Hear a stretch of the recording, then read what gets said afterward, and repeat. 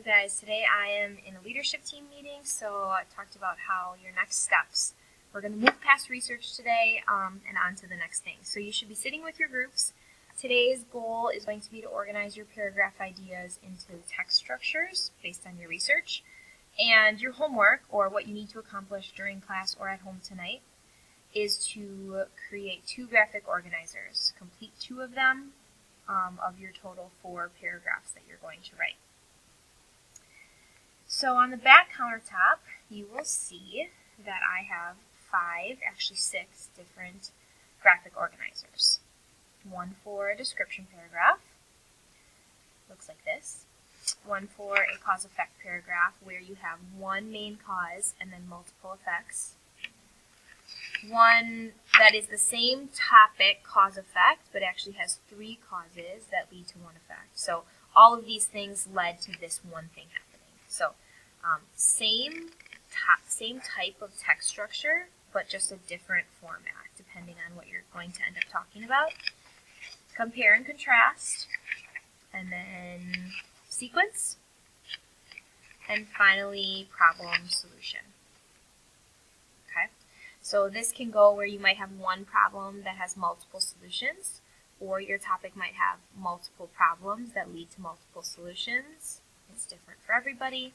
You'll also notice that each of these have these signal words at the bottom, which we'll come back to later on. But your goal for today is to take your research, which looks like this, and to transfer that information to here. Okay? I'm going to show you a sample in a second, but I did want to show you how this, which I posted yesterday on Google Classroom, starts out with a rubric. So what we're working on today will eventually be part of another set of grades. So you get graded on your research, and then you get graded on what you produce for writing and what you end up including as far as your source information. So you are going to end up writing 4 paragraphs. Include all 4 of your sources. Make sure you have 3 different text structures, and then make sure that you have enough content, it's good quality, and you're able to write it in your own words, free of errors, mostly free of errors. That would be for a 3.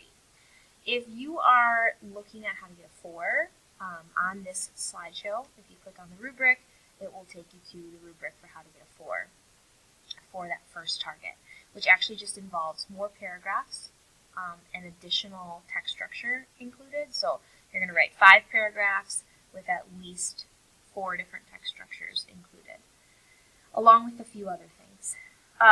So the other thing on this presentation I just wanted to show you was this. Why are we going to use graphic organizers here? Well, we're doing this before we write our paragraphs to help make sure we create paragraphs that are written in our own words. We've talked about plagiarism already, and we really want to make sure we avoid that. To make sure you have enough information, some people have said, I want to write a cause-effect paragraph, and then we look at what they have, and they don't have nearly enough information to do so.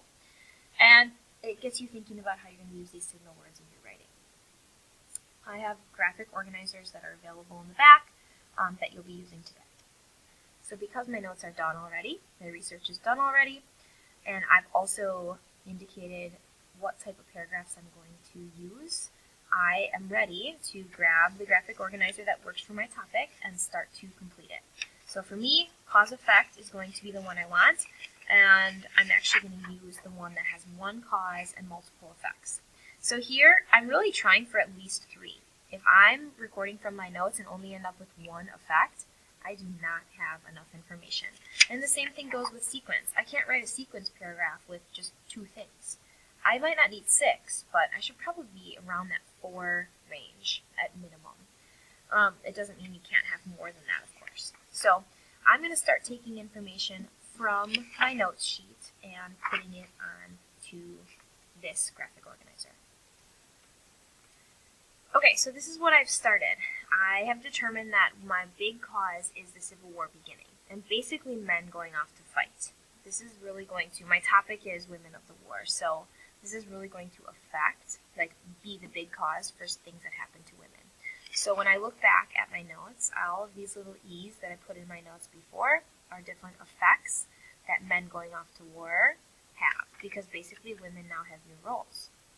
And so These are things I'm getting from my notes. They form societies, they care for the sick and injured, and I'm not writing everything from my notes because I'm going to still use my notes later on if I need to.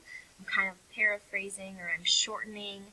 I have more than 3 effects, so I just keep adding as many bullet points as I can in each of these little boxes. So when I come back to my notes, like I'm just going to show you this last box here, how I'm going to fill that in. They also provided relief for the wounded and sick soldiers, so I'm going to add that right here, provide relief for wounded and sick, and they raise a bunch of money, so I'm going to include that note right here. So here's what I added. Now this is all from the same source, and my source for that one was history.com site that I already put in my works cited, but it's not the only place in my notes that I have effects of men going to fight in the war. So if I look at another side of notes page, which actually is from a different source, I have effects labeled here too. Like women start to become writers and published writers, they start to write patriotic songs that get used, and so these things from a different source are also going to go on here, but I'm going to keep track on here of which is from which source. So you can do this in a couple ways. I'm going to grab a different colored pen, and I'm going to add a couple of those notes from my other source in that different color. Alright, so here's the rest of the stuff that I had from another source, my Women of the Union book, but it fits with my topic and my paragraph, so I'm adding it. I'm not writing my paragraph yet, but this would be an example of one completed graphic organizer. So your job for today is to complete at least one more, so 2 total, graphic organizers. If you get to a situation where you have a cause and you just have one effect, or you're trying to write a description paragraph, and you're trying to describe, let's say, submarines, but you realize in your notes you've only got one thing about submarines, this is a time for more research. So the books are still here, the websites are still up, you can definitely go do that. You must keep track of where you're getting your information from. That's really important, and you can just add that research to your notes sheets, but some of you might be in that boat today where you realize you just don't have enough information and you need to go get more.